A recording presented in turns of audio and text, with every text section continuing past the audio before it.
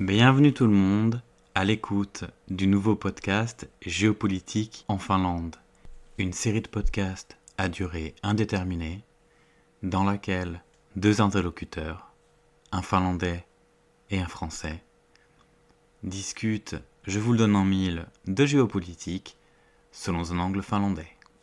Je m'appelle Julien Purtas, bienvenue à bord.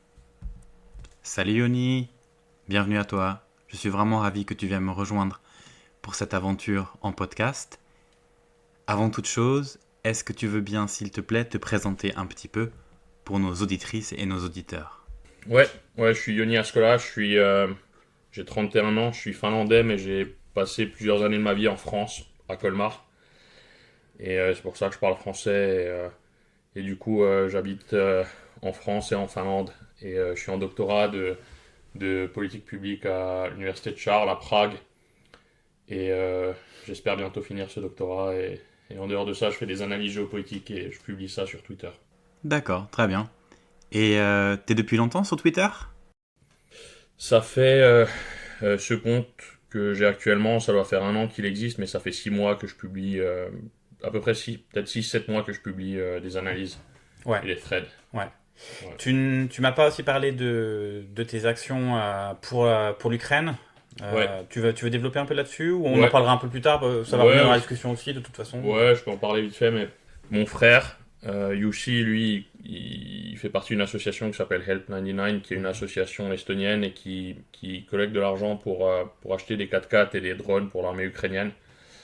Et c'est comme ça que je me suis lancé sur Twitter à la base parce que je voulais aussi aider avec ce projet. Et j'étais allé en Ukraine plusieurs fois avec eux, mais j'avais besoin d'un moyen pour récolter des fonds. Et du coup, Twitter c'était pas mal parce que je trouvais un moyen pour avoir assez de followers sur Twitter, je pouvais Mhm. ensuite leur demander de l'argent pour l'Ukraine. Et du coup, c'est pour ça que je suis rentré sur Twitter à Et la ça a base. pas si mal marché d'ailleurs. Ouais, ça se passe bien. On est en train de faire une récolte en ce moment même. Et on va retourner en Ukraine en décembre. On mettra les liens, Ouais, on merci, mettra les liens merci. dans la description évidemment. Donc sur ce podcast, on va essayer de parler un peu de géopolitique, peut-être avec un ton un peu différent de ce que les auditeurs français entendent d'habitude. Déjà parce qu'on va peut-être être plus relax au niveau de la forme. Hmm. Et sur le fond, on aura peut-être aussi un angle un peu différent. On verra si on a des retours et ce que les gens en pensent. Bon, évidemment, si on part sur la géopolitique récemment, il y a, je sais pas, à l'heure où on enregistre, même pas une dizaine de jours, il y a l'élection de Trump. Euh, est-ce que tu veux nous parler un peu de tout ça, de comment tu vois ça aussi depuis ta perspective en tant que Finlandais, en tant qu'activiste pour l'Ukraine, Hmm. en tant que plein de choses Vu d'ici, c'est pas forcément une très bonne nouvelle Ouais, parce que vu de là non plus. non, parce que la Finlande vient de rejoindre l'OTAN il y a pas si longtemps que ça et Trump a parlé de potentiellement quitter l'OTAN ou suspendre Mhm. les États-Unis de l'OTAN. Et pour l'Ukraine, c'est pas forcément une très bonne chose. Comme on a 1300 km de frontière avec la Russie, pour nous, c'est assez important que l'Ukraine ne s'écroule pas Ouais, pour la Finlande, ouais. pour la Ouais. Finlande. Et du coup, à cause de ça, on suit ça de très près. On n'est pas forcément très content d'avoir Donald Trump comme prochain président.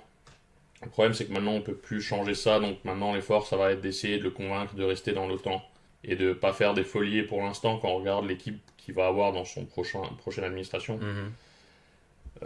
la plupart des gens sont des fous. Mais sur les affaires étrangères, On va le dire franchement.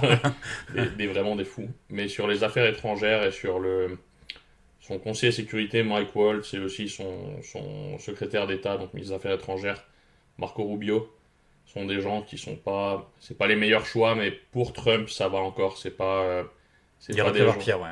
Ça aurait pu être pire, et c'est des gens qui détestent pas forcément l'Europe et qui sont plutôt pas trop fans de la Russie et de la Chine. Mais pour qu'ils rentrent dans le gouvernement, ils ont dû quand même pas mal changer leur rhétorique sur les derniers mois. Et on vient d'apprendre hier que Tulsi Gabbard va potentiellement être la directrice des renseignements nationaux américains. Et ça, c'est une très mauvaise nouvelle pour nous parce que, comme on a eu, après la Deuxième Guerre mondiale, la Finlande a eu une phase de plusieurs décennies de finlandisation qui nous a été forcée par l'URSS après la Deuxième Guerre mondiale. Et du coup, les pro-russes, on n'est pas forcément méga fans. Et elle est ouvertement pro-russe et pro-Assad Mhm. et très anti-OTAN. Et du coup, on voit pas forcément ça d'un très bon œil. Ok. Bon, on va suivre ça. On reviendra un peu plus tard sur sur la finlandisation, je pense. Mm. On va rester encore un peu sur Trump. Je vais poser quelques questions. On va essayer de voir si j'étais avec mes yeux de français et essayer d'être un peu l'avocat du diable, on va dire. Mm. Pourquoi, enfin, d'une perspective française ou de certaines personnes, on peut dire que ouais, mais Trump il aime pas la guerre, c'est un businessman, c'est quelqu'un qui veut des bons deals, etc. Et donc, question basique, ce serait de te dire, bah, pourquoi du coup, de quoi t'as peur, de quoi a-t-on peur et qu'est-ce qu'on risque en fait? Le problème avec Trump, c'est que en 2008, quand Barack Obama a été élu, Mhm. il est parti sur une nouvelle stratégie sur les relations internationales qui était basée sur le réalisme de Mearsheimer et qui était une stratégie où les États-Unis shiftaient leur focus de plus en plus sur l'Asie Mhm. et se retiraient du Moyen-Orient et de l'Europe petit à petit. Et c'est en partie à cause de ça que Poutine a eu l'idée d'attaquer l'Ukraine parce qu'il s'est rendu compte que les États-Unis n'allaient plus avoir assez de troupes en Europe et assez de ressources pour s'occuper de plusieurs problèmes en même temps. Et comme les États-Unis avaient un focus total sur la Chine, Poutine il a profité de ça. Et du coup, le problème avec Trump, c'est qu'en 2016, quand il est arrivé au pouvoir, il avait un gouvernement avec des républicains assez mainstream aussi dedans.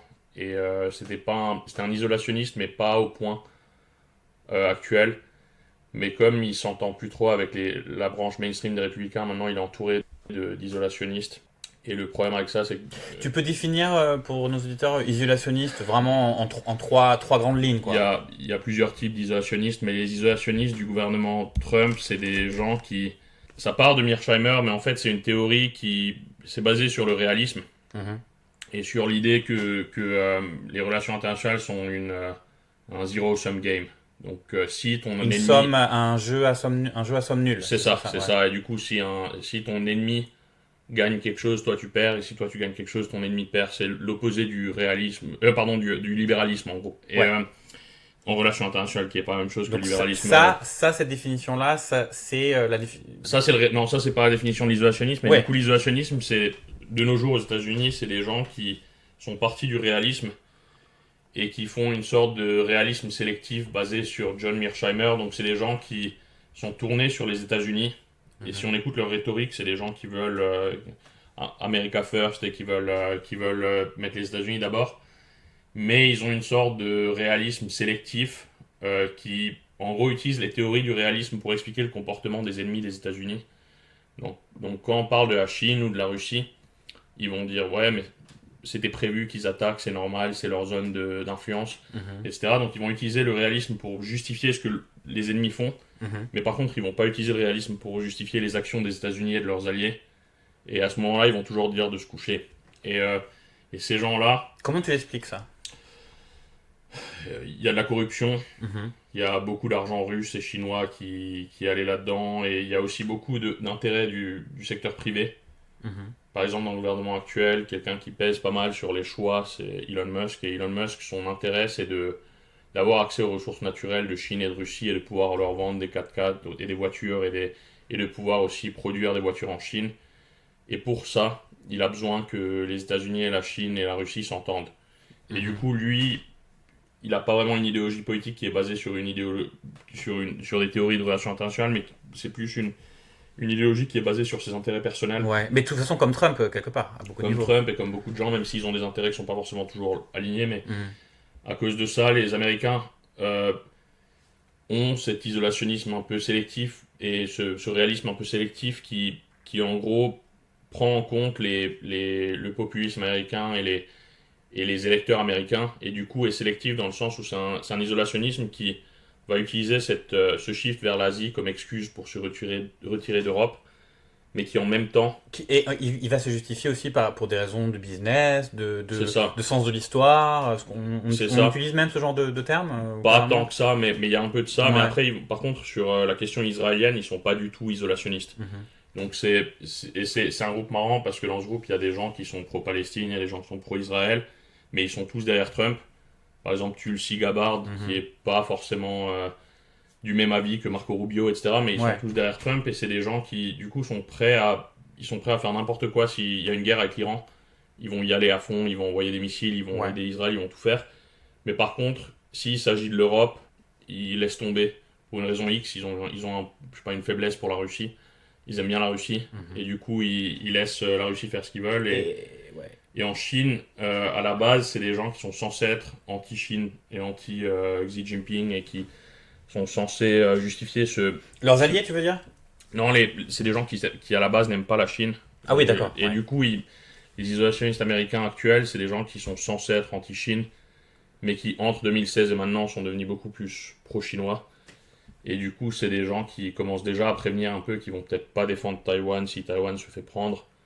Ouais. Et du coup, je vois ça comme de l'isolationnisme. C'est les États-Unis qui se retirent du monde en dehors d'Israël et du Moyen-Orient. Ouais. Mais comme on disait, la nature a horreur du vide, et donc c'est ça. Tu te retires, mais... Il y a la Chine, l'Iran, la Corée du Nord, la Russie et leurs alliés qui viennent ensuite et qui essayent de prendre la place. Et ça, du coup, le problème de cet isolationnisme, c'est que comme les États-Unis ont pris des responsabilités de protecteurs dans plusieurs régions du monde, et bien sûr, c'est un coût, mais ça leur a aussi beaucoup apporté de deals, de puissance, d'influence. Et du coup, comme les États-Unis... C'était un investissement quelque part. Enfin, si on veut regarder ça d'une manière un peu froide... c'était pas de la charité ce qu'ils faisaient. Et du coup, ils ont fait ça, d'ailleurs, ils ont signé des deals. Il y a l'OTAN, il y a le mémorandum de Budapest où ils promettaient à l'Ukraine de protéger leur souveraineté, etc. Et du coup, là, ils sont en train de briser les deals et ils passent pour un pays qui est moins fiable qu'avant. Et donc, tu auras plus de mal à avoir de nouveaux partenaires et des nouveaux alliés. Et c'est quelque chose que Trump déteste. Les traités, toute la bureaucratie. Lui, il aime bien tout ce qui est bilatéral. Lui, il veut des deals. Il veut des deals. Il veut du bilatéral. Comme ça, s'il y a un problème avec quelqu'un, on peut s'en débarrasser, on peut remplacer par quelqu'un d'autre. Mais il n'y a pas besoin de... Quand il y a un traité avec plusieurs pays, il faut s'entendre, il faut faire des compromis. Et quand c'est bilatéral, il n'y a pas besoin. C'est beaucoup plus sur la loi du plus fort, sur des choses comme ça, quoi. Ouais. C'est pas étonnant, et puis à la limite ils s'en cachent même pas complètement. Non. Mais c'est sûr que ne pas voir que ça peut créer des bouleversements, c'est... Ouais. Moi je sais que je bifurque un tout petit peu, mais j'ai écouté un petit peu certaines émissions comme ça en France qui parlaient de l'élection de Trump, et c'est vraiment très peu évoqué, quoi. Ouais. On va vraiment pas très loin dans certaines personnes un petit peu. Mais on va vraiment pas... je suis pas sûr que sur les ondes de la télé ou de la télé, bon, c'est encore plus compliqué, même de la radio publique française par exemple, je suis pas sûr que quelqu'un soit rentré autant en détail que toi, que ce que tu viens de faire là en 5 ou 10 minutes sur ces questions. Le problème en France avec Trump, c'est que la France a toujours eu un petit complexe avec les États-Unis. Parce que la France est quand même une ancienne puissance mondiale et actuelle puissance régionale. Et les États-Unis sont la plus grande puissance mondiale actuellement encore. Et du coup, à cause de ça, le gaullisme français, les restes de gaullisme français, ont toujours poussé les Français un peu à pas avoir la haine des États-Unis, mais quand même un petit peu faire attention avec les États-Unis et pas forcément toujours être d'accord avec eux et pas vouloir les suivre aveuglément. Et du coup, je pense qu'il y a pas mal de Français qui sont pas forcément des fans de Trump, mais qui voient ça un peu comme une opportunité. Ouais. Pour la France de ressurgir un peu. Et le problème, c'est que c'est pas forcément hyper réaliste, parce que si les États-Unis n'ont pas cette puissance pour dominer seuls sans leurs alliés, avec une armée largement plus grande, avec 10 fois plus de budget, avec beaucoup plus d'alliés, beaucoup plus de tout, la France va avoir du mal avec un porte-avions qui fonctionne 6 mois sur 12, c'est pas forcément... ça va pas se faire demain. On a tenu un moment avant de commencer à casser un peu du sucre sur le dos de l'armée française. Mais c'est pas contre l'armée française, mais c'est un problème européen. L'Europe seule, les pays européens seuls ne peuvent pas... L'Europe au niveau européen pourrait faire... si on avait plus d'intégration, ce qui n'est pas forcément facile à faire, mais s'il y a plus d'intégration, l'Europe aurait une capacité de faire plein de choses et de peser, mais seuls les pays européens ont pas assez de PIB, pas assez d'habitants, et pas assez de menaces directes. Est-ce que tu dirais aussi, on va peut-être pas, parce que le temps passe à chaque fois et tout ça, donc on va peut-être pas rester 1000 ans sur ce sujet, mais est-ce que tu dirais quand même que, pour parler un peu de la vision de Trump, quelle est la vision de Trump comment est-ce qu'il voit l'Union Européenne selon toi?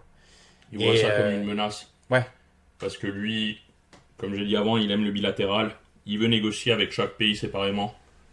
ce qui force les pays à vouloir être gentils et faire des efforts pour avoir un bon deal. Alors que s'ils négocient avec toute l'Europe, ben c'est comme négocier avec des ouvriers, s'ils sont syndiqués, ils négocient ensemble, ils ont plus de chances d'avoir un bon deal que s'ils négocient tous séparément. Et là, c'est un peu pareil. Ils négocient avec... s'ils négocient avec les Pays-Bas seuls, les Pays-Bas vont pas pouvoir faire grand-chose. Mais par contre, si c'est l'Allemagne, les Pays-Bas et la France, ben, c'est un peu différent. Et c'est pour ça. Donc ils voient ça comme une menace, ils voient ça comme quelque chose aussi qui l'empêche de faire du business. Ouais. Parce que ça légifère, parce que ça met des lois partout, parce que ça... Et parce que ça fait un compétiteur. Trump, il a une façon de gouverner et de gérer ses entreprises qui est basée sur le fait de mettre les gens les uns contre les autres pour garder le contrôle. Donc, il veut que les gens aient constamment un peu peur de se faire virer. Pas que comme dans son show En fait, de c'est télé, exactement mais... comme Elon Musk, ce qu'a mis en place Elon Musk chez Twitter une fois qu'il a pris le pouvoir là-bas, quoi. Un peu, ouais, mais il y a le côté... il y a ce côté où il aime bien mettre des gens dans des positions qui sont pas forcément en bons termes entre eux et les mettre un peu en compétition pour... Ça, c'est un point commun avec un de nos amis dont on n'a pas encore parlé, qui s'appelle Vladimir Poutine. Ouais. Et c'est une de ses grandes stratégies, pour conserver le pouvoir, en gros. Hein. Ouais, ouais. Vraiment le diviser le diviser pour mieux régner, ouais. mis en pratique à tous les niveaux. Bon, on va pas directement partir là-dessus parce que ça va faire un peu abrupt Ouais. par rapport à ce qu'on a parlé pour le moment.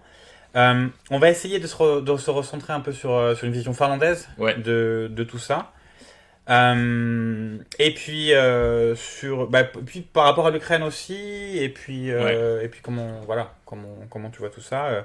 Pourquoi est-ce que aussi on peut aussi un peu parler de pourquoi est-ce que moi c'est aussi quelque chose que je vois vraiment depuis la Finlande. J'ai l'impression qu'on quand même on s'intéresse, même si malheureusement il y a de l'usure qui passe, mais globalement on s'intéresse toujours plus au sort de l'Ukraine qu'en France. Ouais. Plus de monde. En France, on a un peu l'impression que c'est un peu mou au niveau du soutien, voire même dans certaines catégories de la population, une hostilité à l'Ukraine, une fascination pour Poutine, etc. Bon, ça, j'ai des choses que j'ai beaucoup de mal à expliquer, mais on peut expliquer par tout un tas de choses. Et puis après, dessus viennent tout un tas de phénomènes autres dans la politique européenne, de polarisation, de sorte de résurgence d'idées, on va dire, d'extrême droite, avec tout ce que ça implique, avec des idées, donc on aime les hommes forts, on aime la force, on aime des choses comme ça. Et d'un autre côté, on a aussi l'impression que l'Union européenne, dans la manière dont elle fonctionne, au jour le jour, n'est pas tout à fait amène d'affronter ça. Elle n'a pas les armes. Donc vraiment, tout ceci pose vraiment beaucoup de questions. Mais déjà, juste sur l'Ukraine et la Finlande, par exemple, qu'est-ce qui te vient en tête? Pour comparer à la France, déjà en Finlande, il n'y a pas de pro-russe. On n'a aucun parti politique qui est même un peu pro-russe. Bien sûr, on a des mini-partis qui n'arrivent pas à avoir de membres au Parlement. Et puis, une petite minorité des gens qu'on voit un peu dans sur les réseaux partis sociaux. C'est ça, il y a des complotistes, il y a des pro-russes en Finlande. Mais il n'y a aucun parti politique qui réussit à être pro-russe et rentrer au Parlement en même temps. Donc c'est vraiment une minorité de la population. On parle de 1% ou quelque chose, alors qu'en en France, c'est le cas. Oh, vraiment? Alors là, ça, c'est limite du complotisme, ce que tu me dis là, Yannick. En France, il y a quand même plusieurs gros partis. Déjà, en France, il n'y a pas de gros parti qui n'a pas une branche pro-russe dans le parti. Si on regarde que ce soit le RN, LR, le PS à l'époque, ça veut pas dire que le parti était pro-russe, mais il y avait des pro-russes dans le parti. Et bien sûr, la gauche française aussi. Et du coup, comme il y a une tradition la France a quand même une longue histoire avec la Russie, mais qui est totalement différente. Parce que nous, on a été une colonie de la Russie en Finlande. Alors que la France a été un partenaire de la Russie, même si vous avez fait la guerre à l'époque de Napoléon et tout ça, mais pendant la Deuxième Guerre mondiale, vous étiez alliés, alors que nous, on était contre l'URSS, et du coup... Et on a fait partie... Puis il n'y a pas eu la guerre civile finlandaise en France. C'est ça, et du coup, on n'a pas forcément de pro-russe à cause de ça. Et ça change de vision, et comme dit, on est à la frontière, on est un pays de 5 millions d'habitants, et on a 1300 km de frontière avec la Russie. C'est énorme. Et à cause de ça, chaque homme en Finlande doit faire son service militaire. Et comme pendant un an, tu as le temps de réfléchir sous la pluie et de te demander pourquoi tu La neige. pourquoi faire ça, et du coup ça motive pas forcément les gens à avoir beaucoup de sympathie Ouais, et envers la puis Russie. forcément, on connaît mieux ce que fait son voisin quand même. C'est ça. Et du Donc, coup, en Finlande, on n'était pas forcément surpris de la même manière que les Français quand la Russie a attaqué, parce que c'est quelque chose, c'est une attaque russe, c'est quelque chose qui se prépare en Finlande depuis la fin de la Deuxième Guerre mondiale. On a des abris à bombes partout. On a des abris à bombes pour à peu près 4 millions d'habitants sur 5 millions. Donc c'est-à-dire tous ceux qui ne seront pas à l'armée ou en train de faire la guerre seraient dans des abris à bombes. Dans tous les bâtiments avec, je crois, plus de 3 foyers dedans, il y a un nombre de mètres carrés il aussi faut un minimum. abri. Il faut un abri à bombes. Et on est préparé à ça.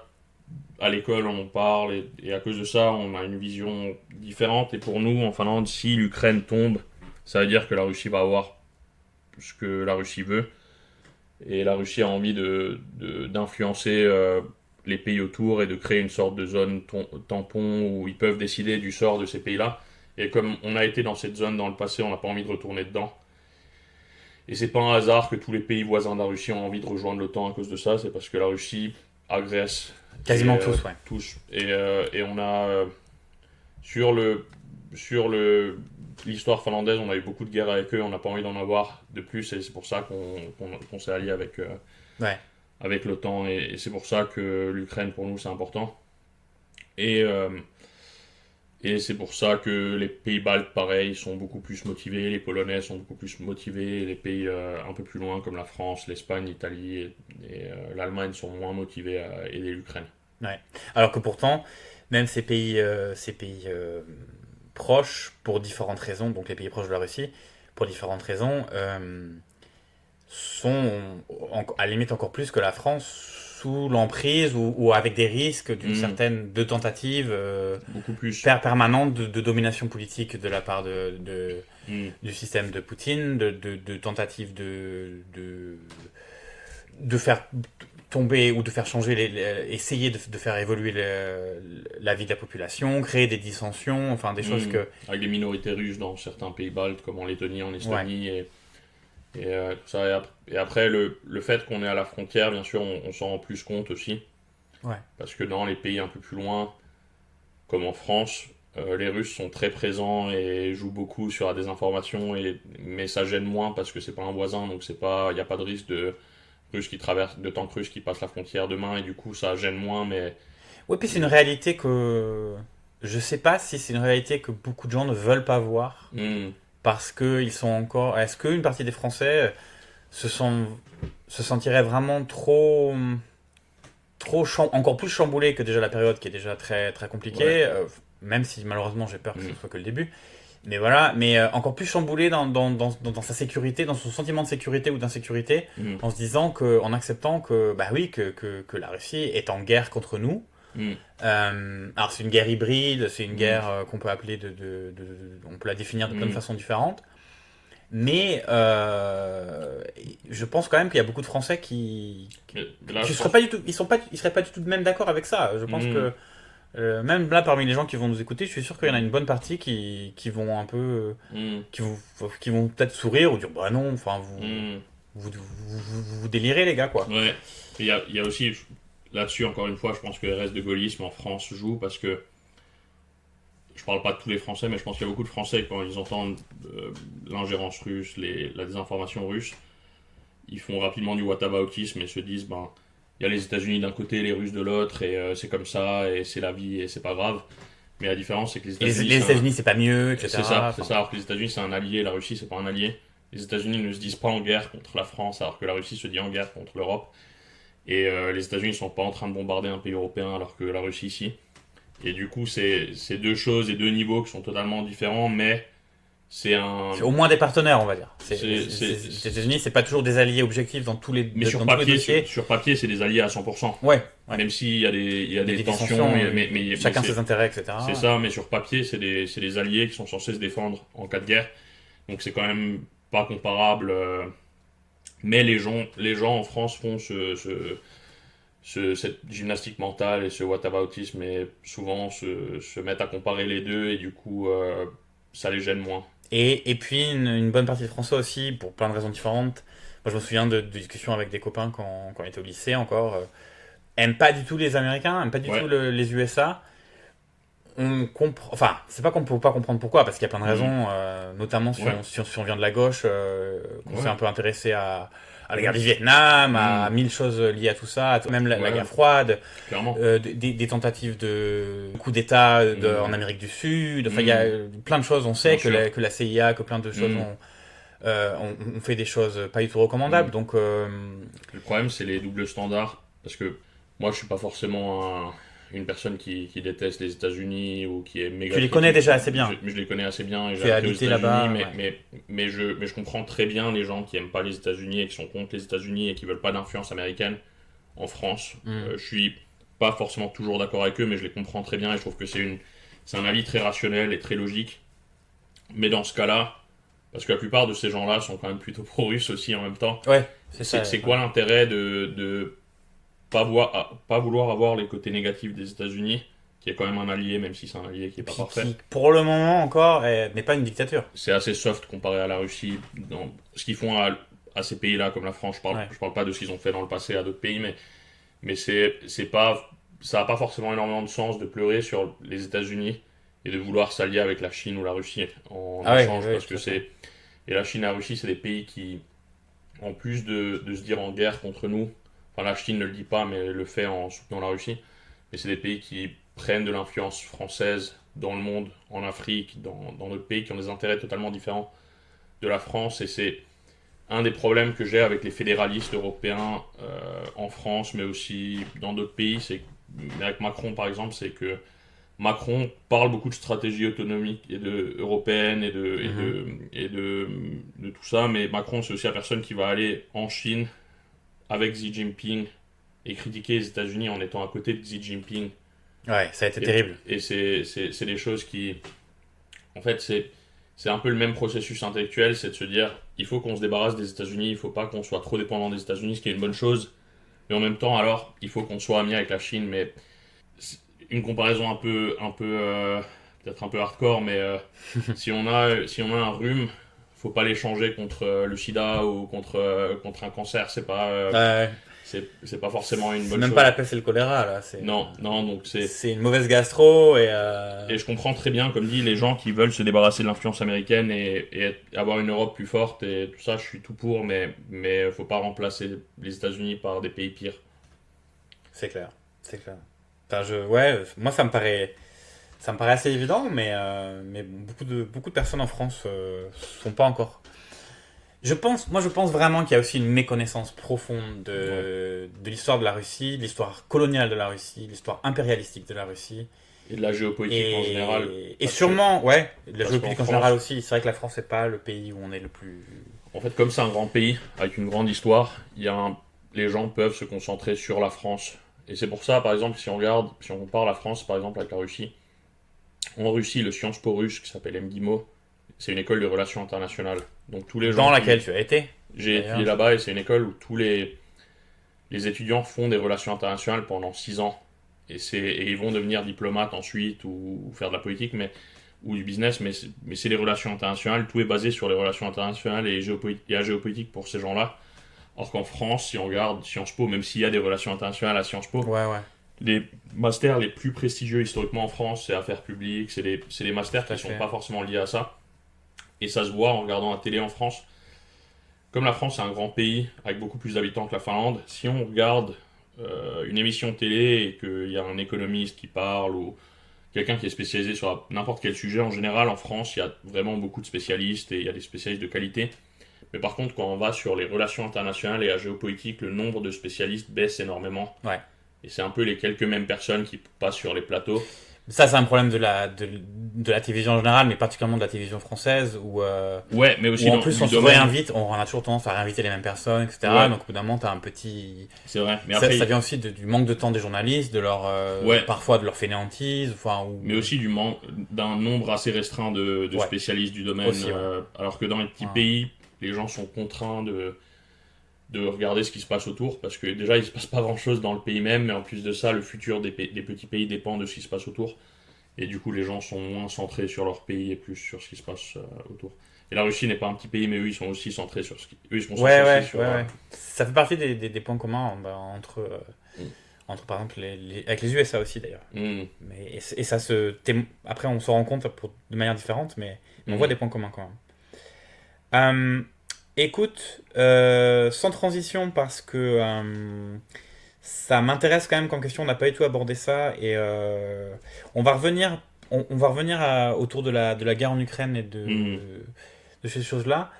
Moi, il y avait une question que j'aimerais bien que tu abordes. Tu fais partie des gens que je connais, même tu es la personne que je connais qui connaît le mieux, on va dire, la réalité de ce que c'est qu'un complexe industrio-militaire, comme on dit. L'industrie de l'armement, et des choses comme ça. Et moi, c'est une des questions qui m'intéresse, c'est... Alors, on a parlé un peu de la manière dont Trump voit la guerre en Ukraine. On n'a pas encore tout à fait parlé du deal qu'il va essayer d'essayer peut-être d'arranger coûte que coûte contre l'Ukraine, enfin en défaveur de l'Ukraine. Mais il y a quand même des entreprises et des gens avec des intérêts quand même à vendre leurs armes là-bas et à ce que ça se passe. Est-ce que tu penses que ça va jouer dans la balance dans ce que ça va limiter Trump dans sa marge d'action et tout ça au moment de négocier ses deals, ou tu penses que pas du tout? Pas du tout. Voilà. Alors explique-moi pourquoi. Parce que c'est quelque chose aussi qu'en France on a entendu. Ouais. Et c'est un peu un truc que les gens disent peut-être pour se rassurer, mais voilà. Ouais, en fait, c'est un peu le côté complotiste, un peu comme avec l'industrie du pharma et tout ça, de se dire on a envie de vendre des armes, alors on va faire la guerre, mais la guerre ça coûte 1000 fois plus que ce que l'industrie de l'armement gagne, donc c'est pas... par exemple, Rheinmetall, qui est la plus grosse boîte actuellement en Europe, une des plus grosses boîtes d'armement en Europe, et qui est la grosse boîte allemande qui produit par exemple les tanks Léopard. Rheinmetall, sur les prochaines années, ils ont un carnet de commandes de 50 milliards, je crois. Ce qui est énorme pour eux, c'est beaucoup, beaucoup plus que ce qu'ils avaient avant. Mais 50 milliards, si on regarde sur le coût de la guerre en Ukraine et sur les... Je crois qu'il y a 800 milliards de dégâts estimés sur les bâtiments en Ukraine, par exemple. Oui. C'est des miettes. Il manque à gagner incroyable. C'est ça, et c'est bien sûr que l'industrie de l'armement profite quand il y a de la guerre et ils sont contents, ils veulent bien vendre des armes, et pareil pour le Big Pharma, quand il y a une pandémie, ils veulent bien vendre c'est du business pour eux, mais c'est pas au point de changer les négociations non plus ou de c'est-à-dire que c'est intéressant d'analyser ou d'essayer d'analyser ces créneaux-là ou ces choses-là pour essayer, parce que ça peut donner une perspective, mais il faut vraiment pas tomber dans l'effet inverse d'essayer de tout expliquer par cette... Non, c'est quelque chose qui a aucun impact pour moi dans tout ça. C'est des boîtes qui sont... Et tant mieux d'ailleurs. Tant mieux. Si on en arrive un jour sur Terre, ou ce que ce soit le cas, ce qui n'est pas impossible, là je pense qu'on sera dans bien sûr, le mauvais drap. C'est des boîtes qui ont des lobbyistes et qui emploient des lobbyistes pour pousser les pays à dépenser dans le militaire. C'est des gens qui... C'est pas des anges non plus, mais c'est pas eux qui décident de si la guerre continue ou pas. Ouais. Et même s'ils donnent leur avis... Ils ont pas d'avis, leur avis n'est même pas pris en compte. Ouais. C'est pas... c'est des fourmis sur le total des choses. Ouais. Mais, et tu penses, j'en ai déjà un petit peu parlé, mais tu penses que quand on dit Trump n'aime pas la guerre parce que pour lui ça empêche le business et que lui en fait il veut que les gens puissent faire du business, tu penses que c'est vrai ou pas? Non, c'est pas vrai. Trump, il aime la guerre. Trump, pendant son premier mandat, il a fait la guerre dans tous les sens.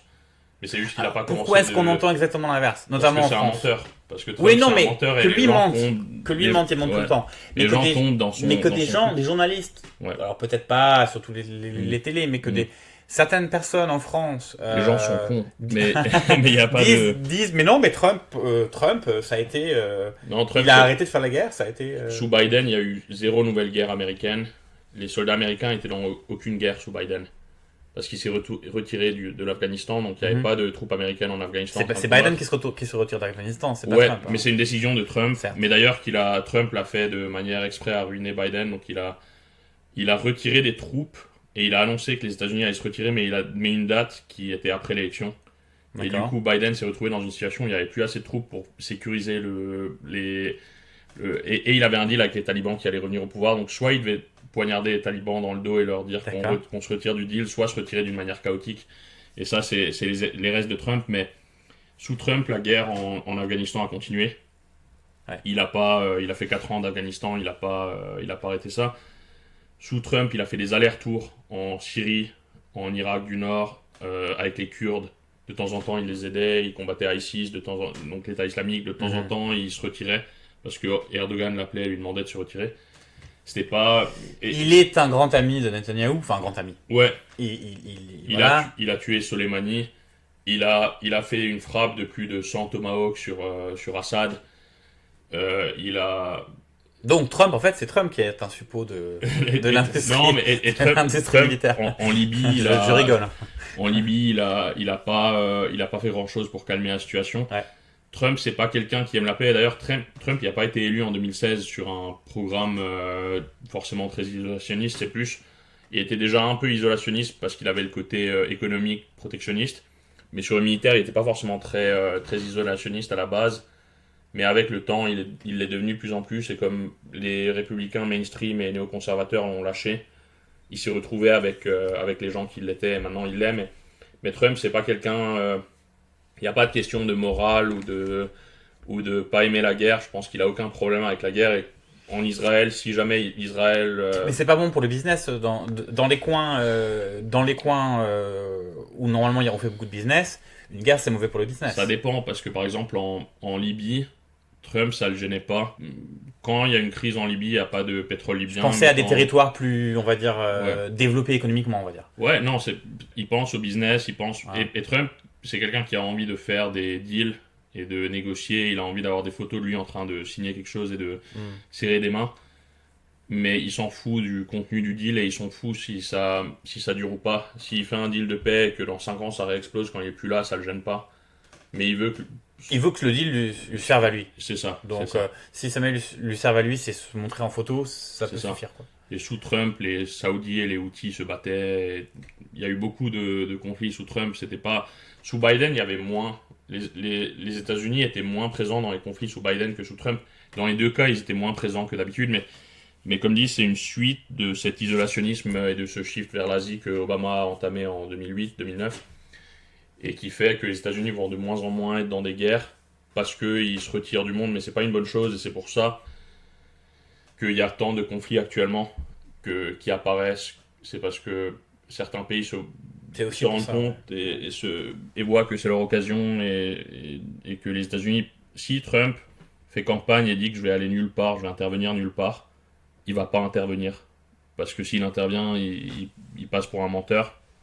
Et du coup, c'est un peu inviter la Chine à prendre Taïwan, c'est inviter l'Azerbaïdjan à continuer à gratter l'Arménie, etc. Et l'Arménie et l'Azerbaïdjan, c'est plus compliqué parce qu'il y a encore la Russie et la Russie qui était affaiblie et qui ne pouvait plus tenir son rôle. Mais c'est pas un hasard que l'isolationnisme américain amène des conflits. Ouais. Bah écoute, j'espère qu'on le verra pas trop dans les années à venir, mais rien ne dit que ce sera pas le cas. Et puis si vous avez écouté ce podcast, écoutez au moins que vous vous en rappellerez, au moins que vous direz qu'on vous avait prévenu. Est-ce que tu veux... Oui, alors, allez, on va faire encore un grand bond en avant. On n'a pas trop... Tu en avais un tout petit peu parlé, mais on n'a pas encore parlé donc de la Finlande et de la finlandisation. Ouais. Alors, pourquoi est-ce qu'on veut parler de ça ? C'est parce que, pareil, c'est encore un peu une sorte de chose que je vois assez souvent dans les médias français. La finlandisation, donc cette période où en gros, alors on peut la présenter sur une manière... où en fait la Finlande a profité de ça pour développer son économie, etc. Elle a été forcée par l'URSS de développer son économie, mais ça, dans un certain sens, ça a fait avancer son économie, son industrie dans certaines branches qui n'étaient pas encore développées, etc. Donc bon, tout n'est pas tout à fait... c'est complexe comme tout. Mais disons qu'en France, on voit souvent ça comme un truc assez positif. Et toi, t'es pas du tout d'accord avec ça. Non. Et vas-y, parle-en. Tu vas en parler mieux que moi. Donc, La finlandisation, c'est un domaine qui ressort quand on parle de l'Ukraine pour planifier le futur et réfléchir à une solution pour arrêter la guerre. Le problème avec la finlandisation, c'est que la Finlande a eu énormément de chance de ne pas se faire envahir pendant la guerre froide. La finlandisation, c'est pas quelque chose qui nous a laissé un bon souvenir. C'est la seule période où on a été une sorte de mini-dictature, même si c'était pas une dictature autoritaire, agressive, mais on a eu Kekkonen au pouvoir pendant quasi 30 ans. Alors le président, voilà, Urho Kekkonen, il y a eu plusieurs rôles, mais il a été président et qui, en gros, à l'époque, c'était pas au suffrage direct, l'élection du président en Finlande, et lui, il trouvait des moyens, parce qu'il était soutenu par l'URSS, de rester au pouvoir, et il est resté au pouvoir plus ou moins... 4 mandats 5 mandats. Il a fait une trentaine d'années, si on compte sa phase ministre et sa phase président. Et c'est une période pendant laquelle, parce que la plupart des Finlandais sont pas forcément très fans de la Russie, mais c'est quelque chose qu'on n'a jamais pu dire à voix haute avant, pendant cette phase, parce qu'on était un peu interdit de critiquer l'URSS pendant la guerre froide. Alors, est-ce que c'est parce que cette domination, quelque part, de la Russie ou d'une certaine intelligentsia russe, ou je sais pas trop quoi, est-ce que ça se reflétait dans la société finlandaise, ou est-ce que c'était aussi lié à la politique de l'époque, au parti politique de l'époque, aussi, il faut se rappeler du bloc soviétique, et du monde était complètement différent qu'aujourd'hui. Les gens sont beaucoup adaptés parce que, en gros, on a eu une sorte de purge après la Deuxième Guerre mondiale, où les nationalistes et les gens qui ont été vraiment très présents pour défendre le pays pendant la Deuxième Guerre mondiale ont été un peu purgés du pays, et certains se sont enfuis. Même Mannerheim est parti en Suisse pour ces dernières années. On a des gens qui sont partis aux États-Unis, et pas mal de caches d'armes ont été créés au cas où, si jamais on avait un traître qui arrivait au pouvoir en Finlande, etc. Du coup, ça s'est pas passé, on n'a pas eu de traître. On a eu des demi-traîtres comme Kekkonen, mais on n'a pas eu de traîtres. Alors, je tiens juste à dire que comment je pourrais dire, tes propos sur Kekkonen, je vais pas faire un disclaimer, il n'engage que toi, comme ça. Je sais qu'en Finlande, tout le monde n'est pas ton avis. Tout le monde n'est pas de mon avis. Mais Kekkonen est vu... Ou du moins, n'aura pas un avis aussi tranché. Voilà. Et beaucoup de gens pensent que c'était une bonne chose. Et c'est ce que j'allais dire en prochain, c'est que, en fait, à force de vivre cette finlandisation, beaucoup de gens se sont dit que c'est une bonne chose finalement, et que ça se passe bien, et beaucoup de partis sont habitués à ça. Et on a appris à vivre avec ça, et on a vu le positif. C'est ça, et beaucoup de gens ont eu du mal à en sortir, même si la finlandisation a aussi développé des industries dont on n'avait pas besoin, mais dont l'URSS avait besoin, et du coup, quand l'URSS s'est pété la gueule, notre économie s'est aussi pété la gueule dans les années 90. Ça a été terrible. Ce qui a été terrible, c'est une crise, les Français sont pas forcément au courant, mais dans les années 90, on a eu une crise énorme en Finlande, parce que la chute de l'URSS nous a ruinés économiquement. Mais c'était une sorte de cadeau empoisonné pour notre industrie. On a eu beaucoup de traîtres en Finlande, des vrais traîtres, des gens qui passaient beaucoup de temps à l'ambassade de Russie, dans tous les partis, enfin de l'URSS, du coup, dans tous les partis, pendant cette période. Et c'est pas forcément une très belle période de notre histoire, même si c'est la période pendant laquelle on a développé notre État-providence, et on est devenu un pays civilisé et plus industriel quand même. Plus industriel qu'avant, mais ça serait arrivé même sans l'URSS. On n'avait pas besoin de l'URSS pour ça. Au contraire, enfin même les autres pays, les pays voisins ont développé les mêmes modèles de manière similaire. On est le pays le plus pauvre des pays du Nord, et on est le seul qui a été finlandisé, donc il y a peut-être. Ouais, mais après de toute façon. C'est-à-dire que le retard il faut vraiment que les gens se rendent compte, le retard économique engendré que la Finlande a subi suite à la crise des années 90, c'est vraiment énorme. C'est-à-dire qu'il faut se rendre compte, je me rappelle pas des chiffres, mais c'est d'une brutalité, c'est bien plus fort que par exemple ce qu'on a vu en France en 2008, des choses comme ça. On a eu énormément, des milliers de suicides dans le pays, et ça s'est vraiment très mal passé pendant les années 90. Mais puis beaucoup de jeunes qui ont grandi à cette époque, donc maintenant des gens qui ont peut-être une trentaine, quarantaine d'années. On parle souvent dans beaucoup de familles traumatisme ou des choses, il a fallu...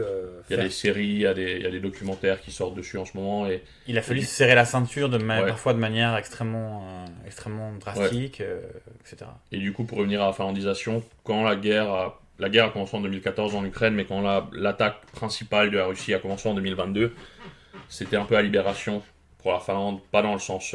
mais dans le sens, c'était la fin de la finlandisation pour nous. D'accord, toi tu vois ça comme... parce qu'en fait on a eu le début de la fin quand l'URSS s'est pété la gueule. C'était une bonne chose pour nous, même si on a eu de la crise économique, mais ça nous a permis de plus être autant sous leur De emprise, s'émanciper, ouais. de nous émanciper, mais on n'a pas osé trop le faire. Donc on l'a fait étape par étape. Au début, on est rentré dans l'Union Européenne en 95. On a commencé à faire des entraînements militaires avec les pays de l'OTAN, un peu faire des entraînements militaires avec la Suède, faire de la coopération internationale, mais sans rentrer dans l'OTAN. Et notre stratégie pendant longtemps était de dire, on n'est pas dans l'OTAN, mais si jamais la Russie nous force à choisir, on se met du côté de l'OTAN.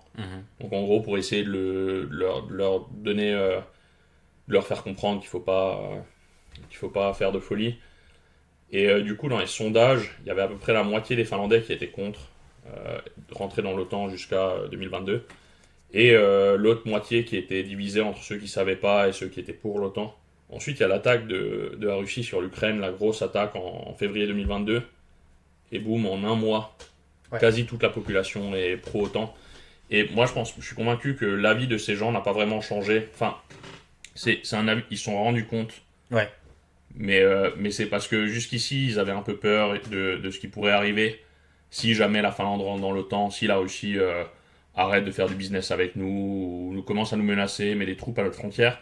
Mais comme l'Ukraine était un pays neutre, et l'Ukraine s'est fait envahir quand même, à ce moment-là, beaucoup de Finlandais se sont rendus compte que ça sert à rien d'être neutre parce que ça arrête pas la Russie d'être neutre. Et aussi le fait que beaucoup de gens qui ont fait la guerre en Finlande nous ont toujours dit c'est pas cool d'être seul pendant une guerre contre l'URSS, c'est pas une bonne chose. Et du coup, ça a libéré beaucoup de gens et beaucoup de partis politiques, par exemple. Beaucoup de gens de gauche. Beaucoup de gens de gauche aussi, parce qu'en Finlande, la droite était toujours pro-OTAN, enfin pas toute la droite, mais en large partie. Ouais. En large partie. Et du coup, il y a le PS finlandais avec Sanna Marin qui est passé d'un parti plutôt... Qui était la première ministre à l'époque. Première ministre, et qui était un parti plutôt pas trop fan de l'OTAN, mais pas non plus méga anti-OTAN, mais pas fan, et qui tout d'un coup est devenu un parti pro-OTAN. Et c'était pas forcément... comme dit, je pense pas que toute la population a changé d'avis d'un coup. Je pense que c'est juste qu'ils ont osé et qu'ils se sont rendus compte de la situation et du coup on a évolué là-dessus. Ouais. Et tout ça, je me rends compte, ça fait déjà un petit moment qu'on discute. Et on n'a pas du tout encore parlé, ça peut être pour un prochain épisode, hein, mais on n'a pas encore du tout parlé justement de Trump et de l'OTAN. Alors, est-ce que tu veux en parler maintenant ou est-ce qu'on... On peut en parler vite fait. On peut en parler maintenant ? On peut commencer à évoquer maintenant. Ouais. En fait, les gens se souviennent pas forcément, mais c'était vraiment le bordel pendant le premier mandat de Trump. Il y a eu le corona à la fin et du coup on a un peu oublié. Mais sur les relations internationales, c'était vraiment le bordel à l'époque et Trump avait déjà hésité à partir de l'OTAN en 2000, je sais plus quelle année, mais c'était pendant son premier mandat. Et Mark Rutte, par exemple, qui est actuellement le chef de l'OTAN, le secrétaire général, est une des personnes qui a réussi à le convaincre de rester. Et du coup, actuellement, on ne sait pas si Trump va quitter l'OTAN ou pas, parce qu'il y a des pro-russes et des moins pro-russes dans son administration. Ouais. Mais Trump va tenter de négocier la paix en Ukraine. Il le fait peut-être pas pour la bonne raison, mais c'est pas forcément mauvais. Le fait d'essayer, c'est bien. S'il réussit à avoir la paix, tant mieux. Mais le problème, c'est que... faut voir les conditions, quoi. Faut voir les conditions. Et le problème, c'est que Trump, il essaie de se faire passer pour le négociateur de l'année.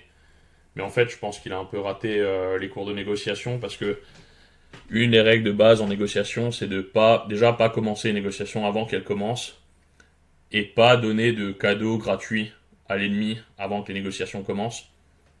Et du coup, Trump qui envoie des messages... Sauf si ton ennemi n'est pas ton ennemi en fait. Hein. C'est ça. Mais Trump, dans l'idéal, s'il veut négocier la paix pour l'Ukraine, il n'est pas censé faire de compromis avant que les négociations commencent. Et lui, il a déjà commencé à faire des compromis bien avant, en parlant de donner les zones que la Russie contrôle actuellement à la Russie, et d'interdire l'Ukraine de rejoindre l'OTAN pendant 20 ans, et aussi en promettant d'arrêter de donner des armes à l'Ukraine. Il fait un cadeau énorme à la Russie, parce que en plus de ça, il enlève la motivation de négocier à la Russie, parce que la Russie actuellement est très loin d'avoir atteint ses objectifs en Ukraine. La Russie, son objectif, c'est la démilitarisation et la dénazification de l'Ukraine, qui, bien sûr, est n'importe quoi, mais ce que ça veut dire, si on traduit Alors ça, c'est l'objectif, on va dire... stratégique, officiel. Officiel, mais c'est le vrai objectif. Mais tu penses qu'ils y croient vraiment à 100 000%? Ils y croient, mais ce que ça veut dire, c'est... En fait, pour eux, dénazification, ça veut pas dire la même chose que pour nous. Ce que ça veut dire en langue... Ça veut pas dire nettoyer les tribunes de Gerland? Non, ce que ça veut dire, c'est mettre un pro-russe au pouvoir. et en faire de l'Ukraine une sorte de Biélorussie 2.0, mais en plus gros, avec une présence militaire russe et avec un pro-russe au pouvoir et une nouvelle constitution, et faire en sorte que l'Ukraine sera toujours un allié de la Russie et que l'Ukraine ne peut pas s'émanciper. C'est ça le but. Est-ce que tu penses que dans le deal éventuel qu'il voudrait faire, est-ce qu'on peut imaginer un scénario où malgré tout le deal peut se passer d'une manière où l'Ukraine peut choisir. Alors, je pense pas que pour regarder, si ça restait dans l'état actuel, elle pourrait pas reprendre son territoire. La Crimée déjà, ça me semble plus que compliqué dans l'état actuel, hein, d'un deal, si le monde veut faire un deal.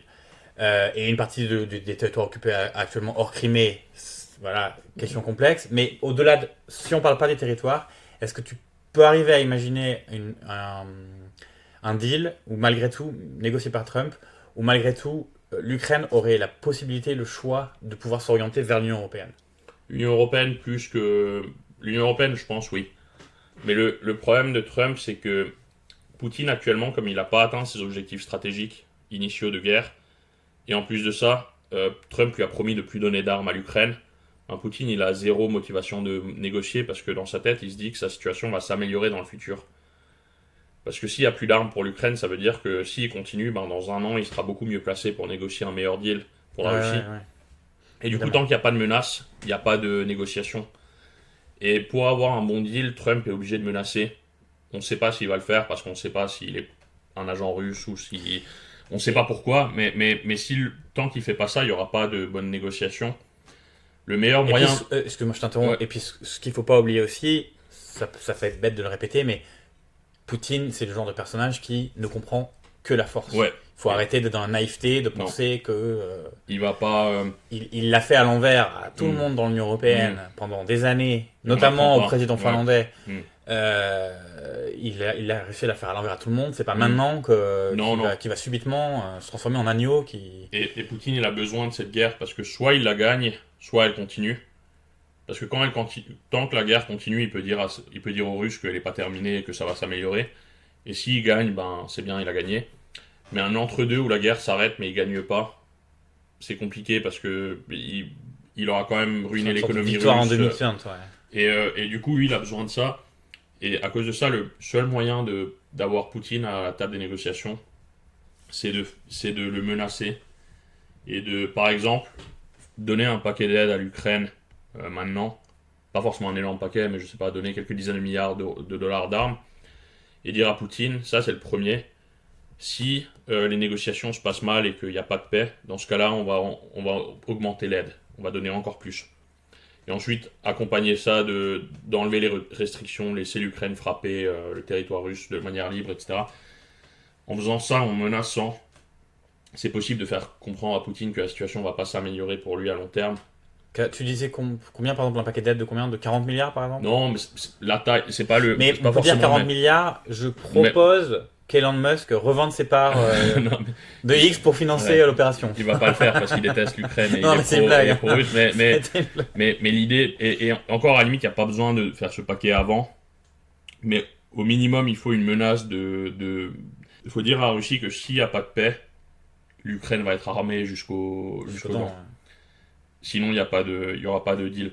Et de toute façon, l'Ukraine, ils sont pas si désespérés que ça. Les gens croient que... J'ai l'impression tu es allé en Ukraine beaucoup, toi. Je suis allé en Ukraine plusieurs fois et les Ukrainiens... On va pas se mentir, sur le front, c'est difficile. C'est difficile. Mais les Ukrainiens, s'ils ont le choix entre le génocide et de se faire prendre par la Russie et que la Russie efface l'identité ukrainienne ou combattre, ils préfèrent combattre quand même, pas tous, mais assez de gens pour que ça continue.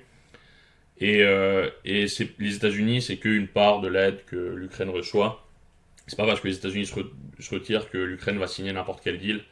Pour que l'Ukraine signe, il faut que ce soit un deal qui tient la route. Mais les grands doutes qu'on a ou les peurs qu'on a, c'est lié aussi à la puissance de l'OTAN, au droit de veto potentiel que pourrait avoir la Hongrie de Orban, à la déclaration... Tu veux parler un peu de ça aussi ? Ouais, donc c'est un autre sujet du coup, mais c'est un autre sujet, ouais, parce que l'OTAN serait pas dans les négociations s'il y a des négociations, mais pour revenir à l'OTAN, le problème c'est que l'article 5 de l'OTAN, il faut que tous les pays soient d'accord. C'est ça que je voulais dire. Et pour que, à l'époque, ça marchait parce que même si Orban était au pouvoir, Orban ça reste quelqu'un d'assez faible au fond, et du coup, Orban qui bloque les États-Unis, l'Allemagne et la France, s'ils se mettent tous ensemble contre lui, ils arrivent à le faire changer d'avis.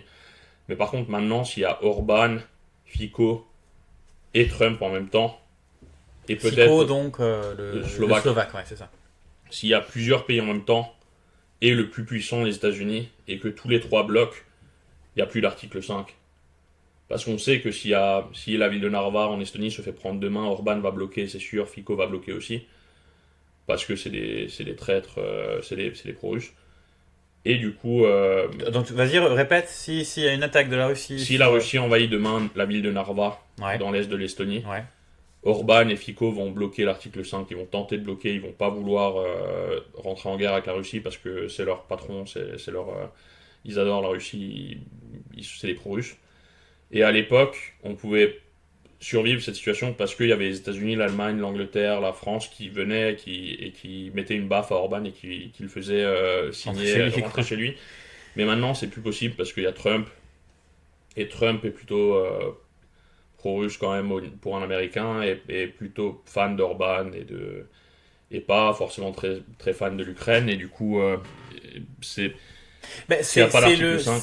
c'est pas, c'est le, Orban, c'est le politique européen dont Trump dit s'inspirer le plus ou qu'il admire le plus à l'heure actuelle. Parce Alors que c'est un raté total qui a tout raté pour son pays. Qui a complètement trahi ses opinions de départ, etc. Quasiment à un point commun avec Trump d'ailleurs, parce que Trump, avant 2016, au moment des primaires, à un moment, il pensait se présenter pour les démocrates à un moment seul. Ouais, il y a bien longtemps. Mais mais pour dire que, voilà, bon. Après, tout le monde aura changé d'avis, mais bon. On peut changer d'avis, mais Orban, c'est quelqu'un qui, par pragmatisme, va. Si l'État islamique vendait du pétrole, il en achèterait. Et il dirait que c'est pour l'économie, mais à la fin, son peuple finit par payer plus que les autres Européens pour leur énergie. Donc c'est quelqu'un qui trahit à la fois les valeurs européennes et qui veut continuer à acheter autant russe que possible et autant chinois que possible, mais en même temps, à la limite, on pourrait comprendre s'il y avait un avantage économique à ça. Si les Hongrois payaient la moitié de ce que nous on paye dans les autres pays d'Europe, ça aurait un sens, même si ça serait un truc d'individualiste et de connard, ça serait quand même... ça aurait un sens, mais c'est pas le cas. Le gaz en Hongrie est plus cher que dans les autres pays d'Europe, alors qu'il vient de Russie. Et du coup, donc c'est quoi? C'est corruption? Corruption, mauvais deal, parce qu'il a fait des longs deals avec la Russie. Et du coup, comme nous, on a des deals qui sont pas basés qui n'ont pas été signés en même temps, on a signé des deals quand c'était moins cher. Mais lui, il a signé des deals quand le prix était plus élevé. Et du coup, la Hongrie est un des pays d'Europe qui a la pire inflation. C'est le pays le plus corrompu d'Europe. C'est un pays qui met 5% de son PIB annuel dans la démographie, mais qui n'arrive pas à pas à améliorer sa démographie. Et c'est un pays où, dans un tiers des projets européens, il n'y a qu'une entreprise qui rejoint l'appel d'offres. Et c'est toujours des entreprises liées à Orban d'une manière ou d'une autre. Donc c'est une sorte de mini-Russie où, quand on va à Budapest, tout est beau et tout est propre. Et sur la propagande, ils sont très forts. Non, mais je veux dire, comparé au reste du pays, ils font un effort sur la présentation. Ils sont bons en présentation et ils sont bons pour mentir et pour faire semblant de défendre leur peuple, mais en réalité, sur toutes les statistiques, ça se passe mal. Et après, on va pas faire un épisode de podcast sur la Hongrie d'Orban. D'ailleurs, ça me donne des idées d'invités sur des sujets comme ça. Mais disons que, en plus, au niveau... Ce qui peut être intéressant, c'est d'analyser ce que Orban a réussi à faire, ou comment est-ce qu'il s'y est pris à son échelle, pour imaginer ce que Trump, dans une autre... avec évidemment des différences, mais dans une certaine idée, ce que Trump peut vouloir essayer de mettre en place au niveau intérieur, là, pour le coup. Après, l'avantage des États-Unis, c'est que c'est pas un ancien pays communiste. Ouais. Et il y a plusieurs États, et l'État fédéral a moins de pouvoir que et du coup... C'est un pays moins centralisé. C'est moins centralisé, c'est plus compliqué. En Hongrie, ils ont réussi à... Assez facilement mettre les gens loyaux au régime à la tête et de toutes les institutions publiques. Et n'oublions pas, juste comme ça, que la France est un pays très centralisateur. Donc en cas de... on n'est pas à l'abri de beaucoup de choses. Ouais, c'est vrai. Bon, écoute, je sais pas si tu as encore envie de discuter ou si... Je pense que pour le... on fera un autre épisode. Ouais. Et ben, parfait. Écoute, je te remercie beaucoup, c'était très intéressant. Et voilà, chères auditrices et auditeurs, c'est de cette manière un petit peu abrupte que se termine ce premier épisode. Je m'en excuse, mais bon voilà, c'est le premier épisode. Donc, au niveau de la technique, on n'est pas encore parfaitement au point. Dans tous les cas, j'espère vraiment que ce programme vous a plu. Je remercie encore beaucoup Yoni de sa participation. On va essayer d'en enregistrer un bientôt, même on va en enregistrer un nouvel épisode bientôt. Il me reste qu'à vous souhaiter une bonne continuation. N'hésitez pas à partager ce podcast. Là vraiment, surtout au début, ça va être vraiment important qu'il y ait du bouche à oreille. Donc voilà, à vos amis, aux gens que vous connaissez, à la famille, à mamie, aux chiens, à tout le monde. Tout le monde qui parle français, même ceux qui parlent pas trop français, c'est pas grave, de toute façon nous non plus. Allez-y, n'hésitez pas à partager. J'aimerais bien voilà, qu'on puisse avoir un petit auditorat qui se met en place. Pareil, donc Spotify, partout, je vais essayer de le partager partout, sur toutes les plateformes de podcast. N'hésitez pas à mettre des commentaires, à liker, enfin tout ça quoi. Vous connaissez peut-être un peu comment ça marche. Sinon, vous m'envoyez un message. Voilà. Je vous remercie beaucoup, je vous fais des gros bisous et à bientôt. Allez, on est parti. On commence. Tu veux un verre d'eau ?